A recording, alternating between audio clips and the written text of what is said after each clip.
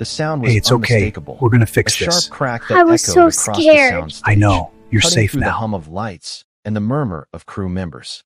But what Dean Martin discovered next would shake Hollywood to its core. Dean Martin looked up from his script, his coffee cup frozen halfway to his lips. For a moment, he thought something had fallen, a piece of equipment, maybe a light fixture. But then he heard the crying. A child's crying. The kind of desperate, shocked sobbing that comes not from a scraped knee or a broken toy, but from betrayal, from being hurt by someone who was supposed to protect you. Dean sat down his coffee and walked toward the sound. It was March 1963, and Dean Martin was on the Paramount lot filming Toys in the Attic. The production had been troubled from the start. Budget problems, script rewrites, tensions between the cast, but none of that mattered to Dean. He showed up, hit his marks, said his lines, and went home. That was the Dean Martin way. Don't get involved. Don't make waves. Stay cool. But on this particular Tuesday afternoon, staying cool was about to become impossible. The crying was coming from Stage 7, where a different production was shooting, a family drama called The Innocent Years, directed by a man named Victor Harwell. Harwell was one of Hollywood's most respected directors. 3 Academy Award nominations, a reputation for getting incredible performances out of his actors. Studios loved him because his films made money. Actors loved him because he made them look good. What nobody talked about, what everybody knew but nobody said out loud, was how Victor Harwell treated the people who couldn't fight back. Dean pushed open the heavy soundstage door and stepped inside. It took a moment for his eyes to adjust to the darkness. The set was dressed to look like a 1950s living room, all floral wallpaper and wooden furniture. Lights hung from the ceiling like mechanical stars. And in the center of it all, surrounded by frozen crew members and silent actors, stood Victor Harwell and a small boy. The boy was maybe 8 years old. Blonde hair, blue eyes, the kind of face that belonged on a cereal box or a Norman Rockwell painting. His name was Timothy Marsh, though Dean didn't know that yet. What Dean did know, what he could see from across the soundstage, was the red handprint blooming on the child's cheek. And he could see Victor Harwell, his hand still raised, his face twisted with rage. "I told you to hit the mark on the word father, not after it." Harwell was screaming. "How many times do I have to explain this? Are you stupid? Is that the problem? Are you a stupid little boy?" Timothy was trying to speak, trying to apologize, but the words kept getting caught in his sobs. His small body was shaking. He looked around the room desperately, searching for someone to help him, but nobody moved. The crew members stared at their shoes. The other actors looked away. The script supervisor clutched her clipboard like a shield. Everyone knew what was happening. Everyone was pretending they didn't. What happened next would end a powerful director's career forever and save a young boy's life. Dean felt something shift inside him, something cold and dangerous that he usually kept buried beneath layers of charm and indifference. He thought about his own children at home. He thought about what he would do if anyone ever touched them like that. He thought about his father, Guy Crocetti, who had worked himself to the bone in a steel mill so his kids would never have to bow to anyone. He started walking toward the set. His footsteps were quiet, unhurried, but something about them made people turn. The crew members parted like water. The actors stepped aside, and Victor Harwell, still focused on the crying child in front of him, didn't notice anything until Dean Martin was standing right beside him. "That's enough," Dean said. Harwell spun around, his face cycling through surprise, annoyance, and finally recognition. Dean Martin, the singer, the movie star. What the hell was he doing on this set? "This is a closed set," Harwell said, straightening his jacket, trying to regain his authority. "I don't know what you think you saw, but this is none of your business. I saw a grown man hit a child. That makes it my business." It was a corrective tap. The boy wasn't following direction. Sometimes children need discipline. "Surely you understand that, Mr. Martin. You have children of your own, don't you?" Dean looked at Harwell for a long moment. His expression didn't change. His voice stayed calm, but something in his eyes made Harwell take a step backward. "I have 7 children," Dean said quietly. "And if any man ever put his hands on one of them, I would break every bone in his body, slowly, one at a time, and I would enjoy it." The soundstage was absolutely silent. Nobody moved. Nobody breathed. Victor Harwell's face had gone pale, but he was trying to maintain his composure. Now listen here, Martin. I don't know who you think you are, but I'm the director of this picture. I have complete authority over this set, and I don't need some crooner telling me how to do my job." Dean ignored him. He walked past Harwell and knelt down in front of Timothy Marsh. The boy flinched instinctively, expecting another blow. But Dean's voice was gentle. "Hey buddy, what's your name?" Timothy," the boy whispered. "Timothy. That's a good name. I'm Dean. Listen to me, Timothy. You didn't do anything wrong. You understand? Nothing that happened here is your fault." Timothy's lower lip trembled. "But I missed my mark. I keep messing up. I'm not good enough. Let me tell you something about marks and lines and all that stuff. I've been doing this for 20 years, and I still mess up. Just last week, I called my co-star the wrong name for an entire scene. You know what we did? We laughed about it and tried again. That's how it's supposed to work. Anyone who tells you different, anyone who hurts you for making a mistake, they're wrong. Not you. Them." Dean reached into his pocket and pulled out a handkerchief. He gently wiped the tears from Timothy's face, careful to avoid the red mark on his cheek. "Now, I need you to do something for me. I need you to go with that nice lady over there." He pointed to the script supervisor. "She's going to take you to get some ice for your face, and then she's going to call your parents. Can you do that?" Timothy nodded. "Good boy. Go on now." The script supervisor, a woman in her 40s named Margaret Shun, hurried over and took Timothy's hand. She led him away from the set, shooting a look of pure gratitude at Dean as she passed. At least someone was finally doing something. Dean stood up and turned back to Victor Harwell.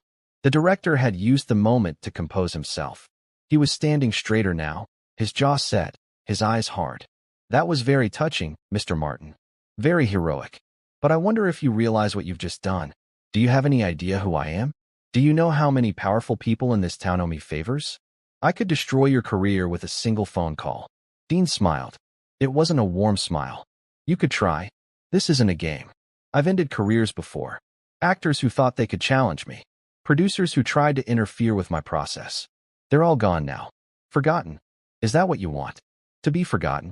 Dean took a step closer to Harwell, then another, until they were standing face to face, close enough that Dean could smell the coffee on the director's breath. "Let me tell you what I want," Dean said, his voice barely above a whisper. "I want you to listen very carefully, because I'm only going to say this once. If you ever touch that boy again, if you ever touch any child again, I will find out. And when I find out, I won't go to the studio. I won't go to the press. I'll come to you personally.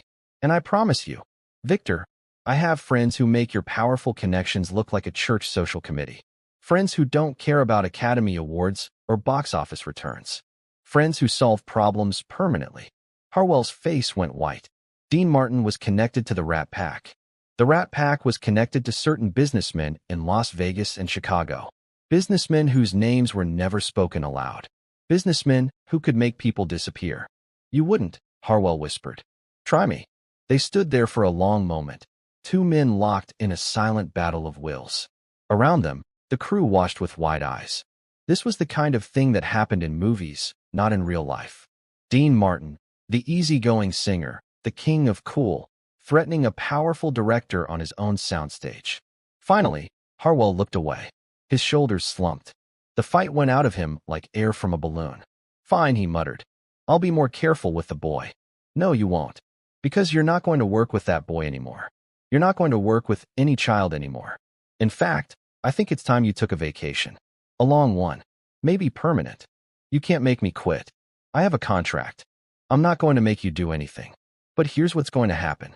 Tomorrow morning, I'm going to have breakfast with Jack Warner. We're old friends. I'm going to tell him what I saw today. And I'm going to suggest that the studio might want to look into some of the other rumors about you. The ones that have been floating around for years. The ones nobody talks about because they're afraid of you." Harwell's face cycled through several emotions. Fear, anger, desperation. Those are just rumors. Nothing was ever proven. Maybe not. But you know what ruins a man in this town? It's not proof. It's whispers. It's doubt. It's when people start asking questions and looking at you differently. You've spent 20 years building your reputation. I wonder how quickly it would crumble if the right people started whispering. Dean turned and walked toward the exit. He was almost at the door when Harwell called out, "Martin, this isn't over. You think you've won something here, but you haven't. I'll recover from this. I'll come back stronger. And when I do, I'll remember what you did today." Dean stopped. He didn't turn around. He just stood there for a moment, silhouetted against the light streaming in from outside. "No, Victor, you won't come back. Because here's the thing about men like you. You're only powerful as long as people are afraid of you. But fear is a funny thing. Once one person stops being afraid, others start to notice. They start to think, maybe I don't have to be afraid either. Maybe I can speak up too." He turned his head slightly, just enough for Harwell to see his profile. "I'm not afraid of you. And after today, I don't think anyone else will be either." Dean walked out of the soundstage and into the California sunshine. Behind him, he could hear Harwell shouting something, but the words were muffled by the closing door. It didn't matter. What mattered was the boy. What mattered was making sure this never happened again. True to his word, Dean had breakfast with Jack Warner the next morning. He told him everything. He described what he had seen, what Harwell had said, what the crew had witnessed. Warner listened in silence, his face unreadable.